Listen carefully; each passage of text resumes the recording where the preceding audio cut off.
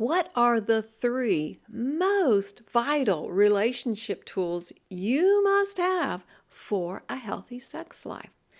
You know, sex is not automatic, at least not a healthy sex life. And there are things that you need to put into place to make that be a reality. I won't say it requires work, but yes, it requires work. And that could look like relationship tools. And maybe you've never stopped to think about what are the best tools for a healthy sex life. Hi, I'm Mary Whitman Ortiz of Limitless Intimacy, bringing you the best tips and tools to create healthy intimacy in your marriage. And on this channel, we talk about communication strategies and intimacy made simple steps, all from a Christian point of view. So if you're new here, please consider joining us. And actually, I'm going to ask you to stay until the end. I have a shocker.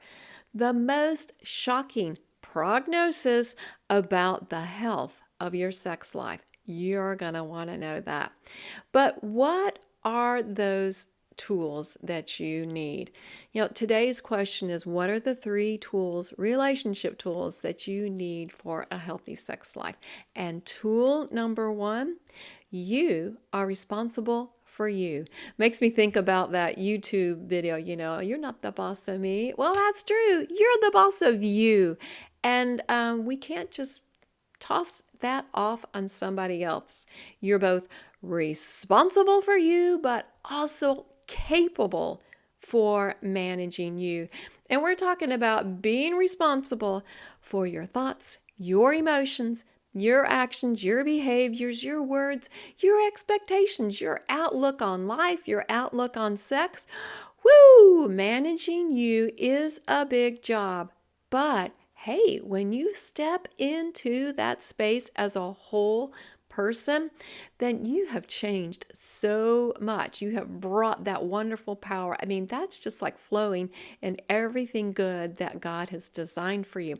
And that is going to make such a difference to your sex life even. Tool number two, here we go. You must trust each other. Wow. If I said tools will work and that scared you off, then the word trust, that could scare you off. We really, as a modern culture, do not practice trust.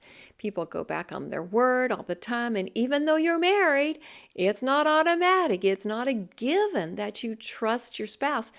Sometimes, if you're not trusting yourself, if you're not trusting your spouse, it's because you're not trusting yourself. And it may be you didn't grow up with that kind of a safe place in communication within your family. You just don't know what it looks like, what it feels like to be able to trust. But I have to tell you, you will not have true intimacy unless you can trust.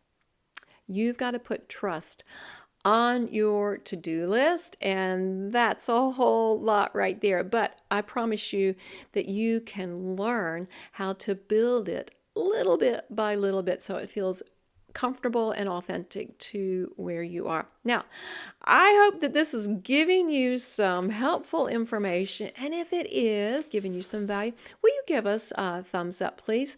Also, I have a question for you. I'd love to see your answer in the comments. Tell me, growing up, who did you trust in your family? Was there one particular family member that was like your go-to person that you could tell anything? Okay, let's go back to our tools. So we have tool number three. You co-create your sex and intimacy in marriage. Yeah, we're not living by default. It's not your spouse's job to decide everything about sex. You have a voice. If you don't use it, that's where part of the problem is. We want to give you tools to learn how to use your voice, but absolutely, the two of you, out of mutual respect, get to decide what are we going to include in our sex life. And that means you're going to have to talk about your preferences. You're going to have to talk about a lot.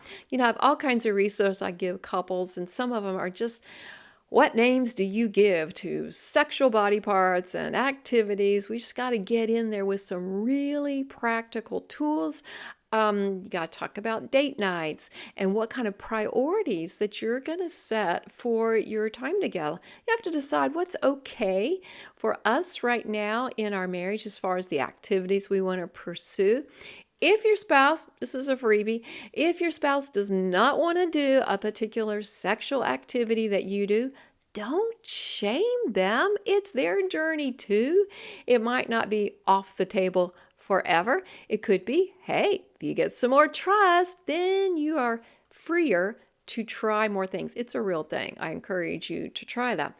But you may be like, oh my gosh, Mary, this is so much. I'm a little scared here. So you want to know what husbands and wives uniquely want for their married sex and intimacy. And I want to be able to help you with that. So I have the Dream Team Marriage Program that's open for you to check out. I'll have the link in the comments here. We get super practical. You need to know about inner healing. You need to know about relationship tools. You need to know about accountability. We want to give you everything that you need for success. And I do it through teaching, modules, workbooks. Oh my goodness, we've got coaching going on. So this is a 90-day program to absolutely get your marriage to that sweet spot. You become your spouse's biggest fan, rekindle some of that romance that you had and take it to a stronger place. Okay, I promised you. Are you ready? This is the most shocking prognosis of the health of your sex life. Here we go. Your sex life is only as successful as how you trust each other. That's right. So if you want a healthy sex life, working on your trust is going to just jumpstart everything.